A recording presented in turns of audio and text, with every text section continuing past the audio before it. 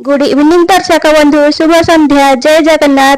चलतु आज फूलकोबी और सोयाबड़ी रे नुआ रेसिपी तैयारी करबा। प्रथमे किछि सोयाबड़ी नेबा, सेथिरे जेतिकी सोयाबड़ी नेबा तार डबल पानी नेबा, सेथिरे अल्प टिके लूण देई 5 मिनिट पई ताको फुटीबाकू देबा। सोयाबड़ीटा टाण आसी थाए ना, 5 मिनिट फुटिले से सॉफ्ट होई जिवो। ताकू एबे आमे 5 मिनिट पई घोड़े रखिबा।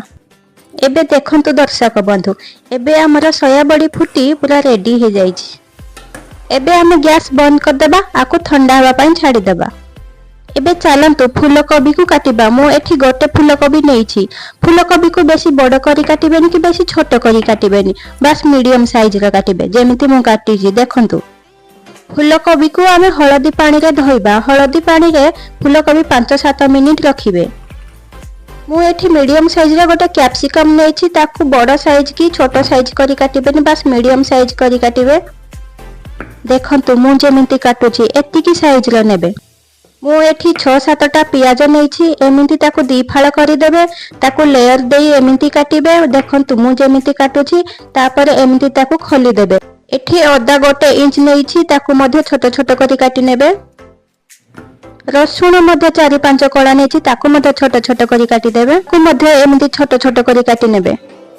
आपण चाहिले ग्रीन मटर ऐड करि पारिबे, मो पाखरे त ग्रीन मटर नाही। एबे हमर सोयाबड़ी ठंडा हो जाइछि। देखंतु केमति पूरा सॉफ्ट हो जाइछि। ताकू भलो भाबरे चिपुडी आमे गोटे जगह रे नेबा। ता देहरे स्वाद अनुसार लूण, हळदी गुंड, काश्मीरी रेड चिल्ली पाउडर, गोटे चामच बेसन, 2 चामच कॉर्नफ्लोर दे ताकू भलो भाबरे मैरिनेट करि नेबा।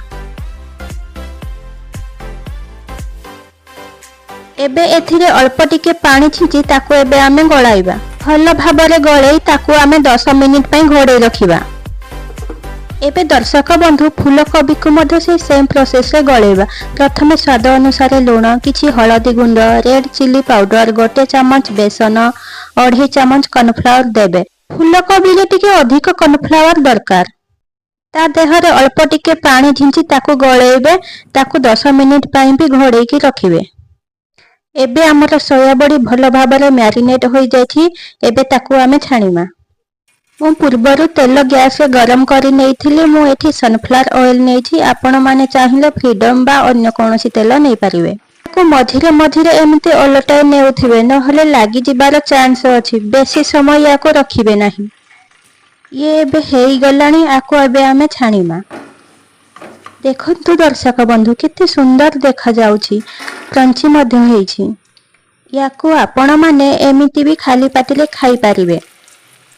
जेबे इवनिंग रे किछ स्नैक्स खाइबा को इच्छा हुए तबे एमिति ही आपण माने छाणी या ऊपर टिके ब्लैक पेपर पकई यार मजा नै पारिबे।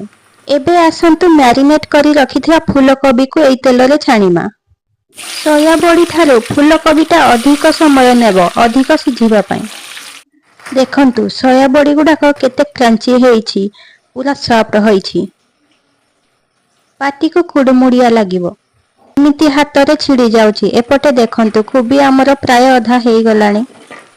एबे पूरा भलो भाबरे लाल लाल करी होई जाइछि। एबे आमे ताको छाणी नबा। एबे हमर फूलकोबी और सोयाबड़ी पूरा रेडी। चलंतु नेक्स्ट प्रोसेस को जिबा। जेउ कढ़ई रे छाणी थिले सेथिरे बळी थिबा तेल रे किछि लंका, काटी रखी थिबा अदा, काटी रखी थिबा रसुण देई ताको भलो भाबरे टिके फ्राई करि नबा। तापरे काटी रखी थिबा पियाज को दबा।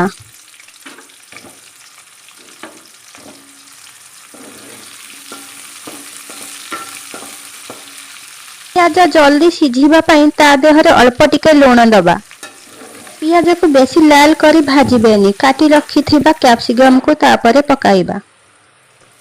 कैप्सिकम दे सारिबा परे ताको एमिति ओलटाई ता ऊपर 5 मिनिट पई घोड़े देबा कैप्सिकम ता सिझिबा पई। एबे खोली देखिबा हमर कैप्सिकम ता पूरा सिझी जाइछि। पूर्वरु आमे छाणी रखिथिबा फूलकोबी और सोयाबड़ी को ता देहरे देबा। एबे ए सब को एपट सेपट करी 2-3 थर ओलटाई देबा। तापरे ताको 2-3 मिनिट पई घोड़ाई रखिबा। एबे देखो पियाज और कैप्सिकम सह फूलकोबी और सोयाबड़ी मिसी जाइछि। एबे आमे ता देहरे चिली सॉस टिके पके दबा। तापरे टमाटो सॉस मध्य देबा। एबे ए सबुकु भल भाବରେ मिसेई नेबा। तापरे आमर प्रस्तुत होईगला फूलकोबी और सोयाबड़ी चिल्ली। मु पूर्वरु अटा चकटिकी गोल गोल करी नेइथिले। एबे आमे ताकु रुटी बेलिबा। प्रथम पीढ़ारे किछि गुंड नेई मो अटा गोलाकु देई ताकु रुटी बेलिली। एपटे मो सासुमा पाखरे अछंती, मो कथा सुनी हसुछंती, कहउछंती रुटी कण केही जानि नाहंती ना कण। मु कहूछि जानिले कण होला, मु तो वीडियो करूछि ना, सेथि पई कहूछि एमिति पतळा पतळा करी बेलिबे। एमिति मु सब रुटी को बेली नेइछि। एपटे गैस ऊपर तावा गरम हो गलानी। मु आगरो तावा गरम करी रखिछि, ता ऊपर रुटी देई देबा। सत कहले दर्शक बंधु, रुटी सहित कौनसी प्रकार चिली आइटम खाइबा को भल लागे ना। रुटी गुड़ाक बहुत सुंदर भाବରେ फुलुछि। एमिति पातियारे ऊपर टिके थापड़ाई देले से आहु टिके भल फुलिबो। एबे हमर प्रस्तुत हो गला गरमा गरम सोया और कोबी चिली सहित रुटी। या सहित पियाज लगेई खाइले तार टेस्ट अधिक बढ़ी थाए। आपण माने भी एमिति थरे बनेई की ट्राई करंतु। आ केमिति लागिला मते कमेंट माध्यम रे